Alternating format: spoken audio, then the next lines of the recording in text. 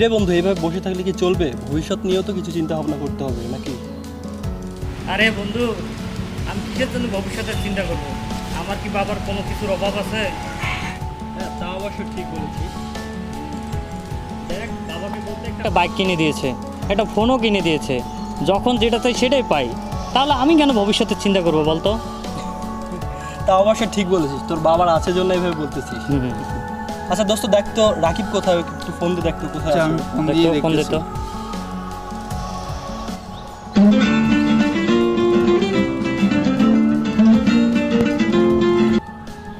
Hello, বন্ধু কই তুই?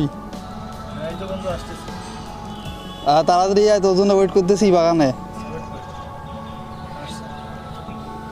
আচ্ছা তাড়াতাড়ি আয়। আচ্ছা ঠিক আছে। কিরে, কি বললো? ও বললো আসতেছে। দেখ, এই ফহিনী প্রত্যেকটা দিন লেট করে, ওরা নিয়ে তো আর পারলাম না। কি করবি দোস্ত, আমাদেরই তো বন্ধু। হ্যাঁ, তা অবশ্য ঠিক বলছিস।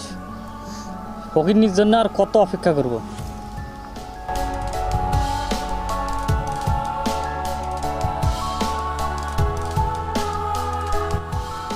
ওই থেকে আমাদের ফোনের বন্ধু আসতেছে, দেখছিস?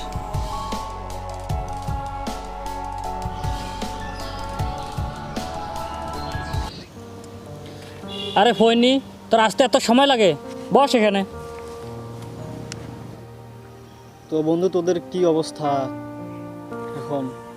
আমাদের কথা ছাড়, তোর কথা বল। এত সময় লাগে আসতে? আরে তুই একটা বাইক কিনে নিতে পারিস না? তাহলে তো প্রতিদিন আসতে এত সময় লাগে না। আর আরে এটা কি ফোন চালাস তুই? 21 সালে আসি বাটন ফোন চালাস? ফোন দিলে কথা বোঝা যায় না। তুই একটা স্মার্টফোন কিনতে পারিস না? এখন আদি যুগে পড়ে আসিস রে। ওকে, দাঁড়া এক মিনিট। হ্যালো, হ্যাঁ বেবি, কোথায় তুমি? আচ্ছা ওয়েট করো, আমি 5 মিনিটের ভিতরে আসতেছি। আচ্ছা ঠিক আছে।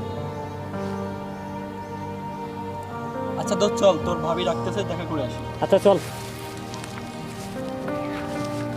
আরে তুই কই যাস? তোর যে পোশাকের অবস্থা, তুই থাক।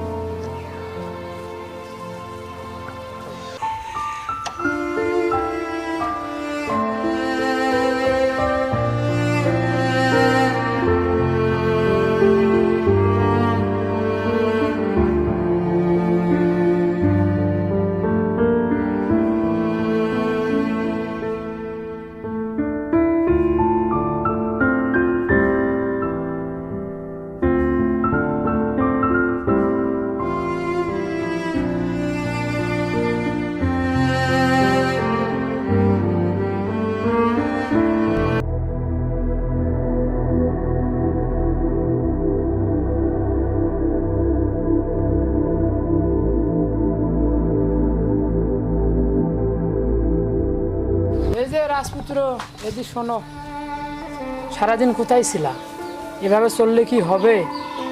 বাসায় একজন তোমার মা অসুস্থ, সেদিকে তো তোমার কোনো খেয়ালে নেই। তোমাকে এত কষ্ট করে লেখাপড়া করালাম, তুমি কই সংসারের অভাব অনটনগুলো দেখবে? তা না, সারাদিন খাও দাও, ঘুরে বেড়াও। আসলে তোমাকে তো এগুলো বলাই আমার ভুল হয়েছে। তুমি তো এগুলা কিছু মনে করো না। আসলে সংসারের প্রতি তোমার দায়িত্ব নেই। তোমার যা ইচ্ছা তুমি করো, এরকম ছেলের আমার দরকার নেই।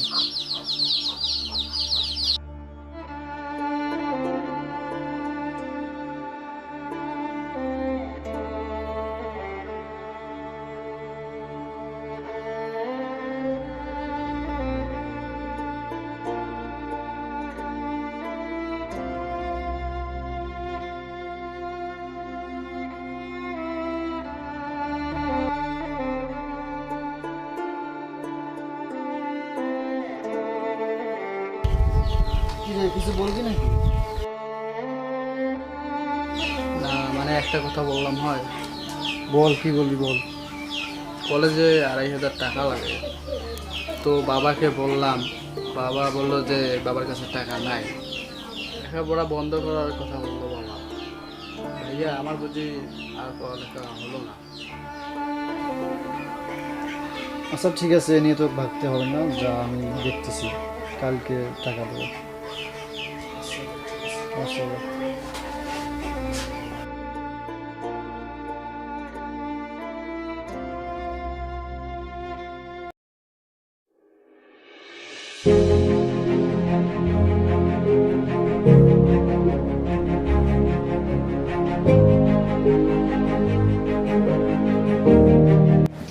আসসালামু আলাইকুম। ওয়ালাইকুম আসসালাম, বসো। তুমি আসছো? হ্যাঁ ভাই। তোমার বাবা তোমাকে বলেছিল তোমার চাকরির কথাটা, তো দেখি তোমার ছবিগুলা। এখানে সব দেওয়া আছে।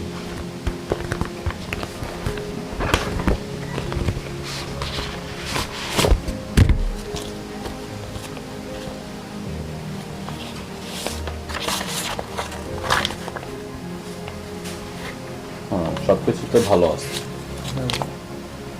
তো তুমি যেহেতু আমার এলাকার ছোট ভাই হও, তো বাবা আমাকে বলেছে। দেখো, বিষয়টা হলো কি, চাকরির তো ডিমান্ডটা তুমি খুব ভালো করে জানো। সেটা অবশ্য ঠিক। এখন চাকরি নিতে গেলে 14-15 লাখ টাকা নিতে হয় না। এখন তুমি আমার এলাকার ছোট ভাই হও, সেক্ষেত্রে আমি তোমার জন্য এটুকু করতে পারি, তুমি 5 থেকে 6 লাখ টাকা দিলে আমি তোমার চাকরিটা দিতে পারি। 5-6 লাখ টাকা, তাহলে তো এই বিষয়ে বাবার সাথে কথা বলা লাগবে। তুমি কথা বলতে পারো, কিন্তু তুমি তো এখন জানো যে চাকরির রেটটা, মনে করো যে এখন চাকরি দিতে গেলে 14 থেকে 15 লক্ষ টাকা নিতে হয় না। তুমি আমার ছোট ভাই হও, তোমার বাবা আমাকে বলেছে, এই জন্য আমি তোমার জন্য 5 থেকে 6 লাখের মধ্যে করে দিতে পারবো।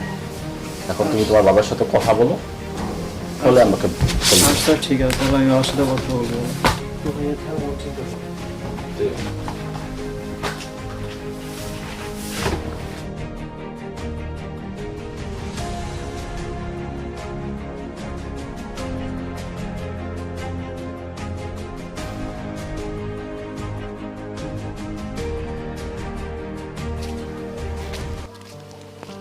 কিরে, কি খবর? কেমন আছিস? কই গেছিলিস? চাকরি নিতে গেছিলি নাকি? তুই যে চাকরি নিবি, তোর আবার টাকা আছে, 10-15 লাখ টাকা দিতে পারবে। তুই আমাকে দেখ, আমার বাবার টাকা আছে। ঠিক বলছিস ভাই, টাকা থাকলে সব কিছু হয় এখনকার, বুঝছস? যা। কি যে মানুষ রে ভাই, ভালো কথা বললো তো।